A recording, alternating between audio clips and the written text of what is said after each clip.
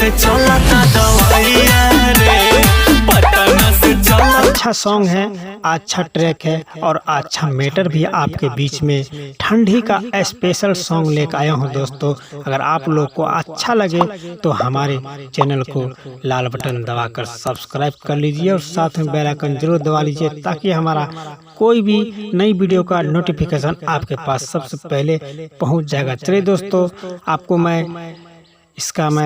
ठंडी का special song मैं आपके बीच में लाया हूं, जो आप लोग को फ्री में देने वाला हूं और मैं आपको गा के सुना देता हूं। आप उसी टाइप से गाना गाइएगा, ठीक है दोस्तों। चलिए मैं आपको गा के सुना देता हूं। हरे जहरा में यही ले न सहिया रे, जारा में न वही ले बसहिया रे, आजो बना में लागता जरहिया रे, आजो बना में लागता जरहिया रे, करे नहीं काम रजहिया रे, करे नहीं काम रजहिया रे, जो बना में लागता जरहिया रे, आजो बना में लागता जरहिया रे।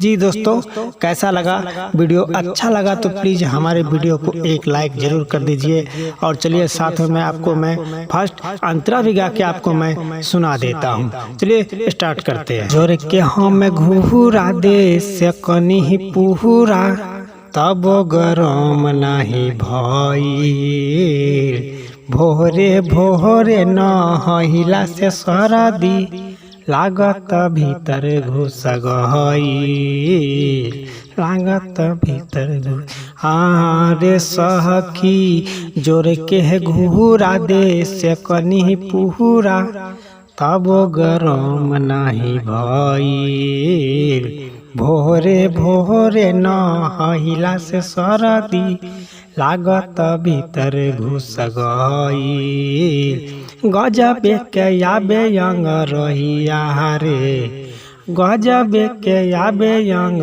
रहिया रे, जो बना में लागता जरहिया रे, आजो बना में लागता जरहिया रे। दोस्तों, कैसा लगा?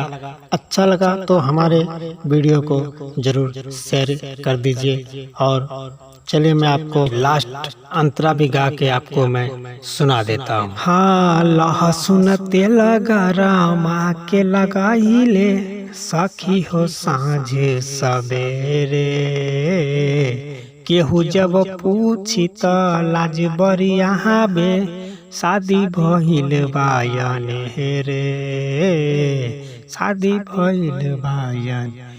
हरे सखी लहसुन तेल गरम के लगाइले, सखी हो साँझ सवेरे, केहू जब पूछी त लाज बरिया बे, शादी भइल बायन रे, बाटे रंगीला निरदहिया रे, बाटे रंगीला निरदहिया रे, जो बना में लागता जरहिया रे, जो बना में लागता जरहिया रे।